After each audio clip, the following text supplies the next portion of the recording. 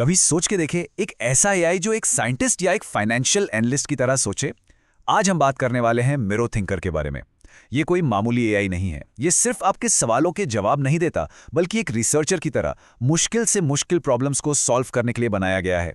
देखिए, हम रोज एआई से छोटे मोटे सवाल पूछते हैं, जैसे आज मौसम कैसा है या दुनिया का सबसे ऊंचा पहाड़ कौन सा है। पर असली गेम तब बदलता है जब प्रॉब्लम ऐसी हो जिसके लिए काफी गहरी मल्टी स्टेप रिसर्च की जरूरत पड़े। तो यहाँ बड़ा सवाल ये उठता है, क्या एक एआई वाकई में ऐसी कॉम्प्लेक्स प्रॉब्लम सॉल्व कर सकता है? और सच कहूं तो यहीं पर आज के ज्यादातर एआई मॉडल्स फेल हो जाते हैं। इस चैलेंज का एक टेक्निकल नाम है लॉन्ग होराइजन रीजनिंग। फैंसी शब्द है ना। इसका मतलब बस इतना है कि आप एक झटके में जवाब नहीं दे सकते। ये कोई 100 मीटर की रेस नहीं, बल्कि एक मैराथन है जहां हर कदम पिछले कदम पर डिपेंड करता है। तो इस बड़े चैलेंज का सल्यूशन क्या है? एंटर मीरो थिंकर एजेंट, एक नया एआई जिसे खास तौर पर इसी काम के लिए बनाया गया है। ये है पूरी मीरो थिंकर फैमिली। इसमें अलग अलग मॉडल्स हैं जो सभी डीप रिसर्च के डिजाइन किए गए हैं। लेकिन इस फैमिली का जो स्टार प्लेयर है वो है मीरो थिंकर H1, इसका सबसे पावरफुल वर्जन। तो सवाल ये है कि आखिर ये काम कैसे करता है। इसके पीछे जो टेक्निक है उसे कहते हैं एजेंटिक वर्कफ्लो। इसको समझने का सबसे अच्छा तरीका है एक डिटेक्टिव की तरह सोचना, जो एक बहुत ही पेचीदा केस सॉल्व कर रहा है। डिटेक्टिव पहले क्या करता है? स्टेप 1 थिंक, वो एक प्लान बनाता है। फिर स्टेप 2 एक्ट, प्लान के हिसाब से एक्शन लेता है, जैसे वेब पर क्लू सर्च करना। फिर आता है स्टेप 3 ऑब्जर्व, जो भी मिला उसको गौर से देखता है, एनालाइज करता है। और फिर सबसे इंपॉर्टेंट स्टेप 4 रिपीट, नई इंफॉर्मेशन के हिसाब से प्लान को बदलो और फिर से शुरू हो जाओ। ये साइकिल चलता रहता है जब तक केस सॉल्व ना हो जाए। इसके रिसर्च पेपर में एक बहुत ज़रूरी लाइन लिखी है, जिसका मतलब ये है कि आप गहरी रिसर्च एक झटके में नहीं कर सकते। आपको सबूत इकट्ठा करना होता है, उसे चेक करना होता है और फिर सारी पीसेस को जोड़ना होता है। ये जो स्टेप बाय स्टेप प्रोसेस है ना, यही इसका सीक्रेट सॉस है। लेकिन कहानी यहाँ ख़त्म नहीं होती। Specially Miro thinker H1 model में एक सुपर पावर है, एक ऐसी चीज़ जो इसे बाकी सबसे अलग करती है। इसके अंदर एक फैक्ट चेकर है।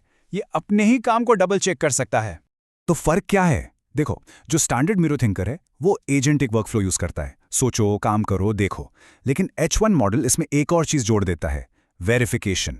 मतलब काम करने के बाद वो खुद से पूछता है, क्या मैंने ये सही किया? ये वेरिफिकेशन सेंट्रिक रीजनिंग ही इसकी असली ताकत है। तो ये वेरीफायर क्या चीज़ है? सोचो, हमारा डिटेक्टिव अब अकेला नहीं है, उसके पास एक पार्टनर है जिसका काम ही है सब कुछ डबल चेक करना। एक लोकल वेरीफायर है जो हर छोटे छोटे क्लू को चेक करता है, क्या ये वेबसाइट ठीक है, क्या ये डेटा सही है। और फिर है ग्लोबल वेरीफायर, जो केस के एंड में पूरी थ्योरी को चेक करता है कि क्या सब कुछ आपस में जुड़ रहा है या हमने कोई गलत अजम्पशन ले लिया। ये खुद को ऐसे चेक करने की पावर ही H1 को नेक्स्ट लेवल बनाती है। ठीक है, अजीब अजीब बातें बहुत हो गईं। अब आते हैं असली मुद्दे पर, परफॉर्मेंस। चलिए देखते हैं कि ये कंपटीशन के सामने कहाँ टिकता है। तो जब इसको टेस्ट किया गया बड़े मॉडल्स के अगेंस्ट, तो क्या हुआ? चलिए देखते हैं। ये देखिए, ये है ब्राउज कॉम्प बेंचमार्क, मतलब वेब पर मुश्किल रिसर्च करने का टेस्ट। और मीरो थिंकर H1 88.2 स्कोर के साथ टॉप पर है। इसने जेमिनाई और क्लॉड जैसे जाइंट्स को भी पीछे छोड़ दिया। ये कोई छोटी बात नहीं है। बस इस नंबर को देखिए, 88.2। ये सिर्फ एक नंबर नहीं है, ये एक नया रिकॉर्ड है। इस फील्ड में इसे कहते हैं स्टेट ऑफ द आर्ट, मतलब इससे बेहतर अभी कुछ नहीं है। वाह! और रुक जाओ, ये बस शुरुआत है। ऐसा नहीं कि ये सिर्फ एक टेस्ट में जीता है। साइंटिफिक प्रॉब्लम्स में ये GPT 5.2 हाई से आगे है। फाइनेंस में टॉप स्कोर और जनरल रीजनिंग में तो इसने OpenAI GPT 5 को 12 पॉइंट से पीछे छोड़ दिया। मतलब हर फील्ड में ये जीत रहा है। तो इन सब नंबर्स और जीत का बड़ा मतलब क्या है?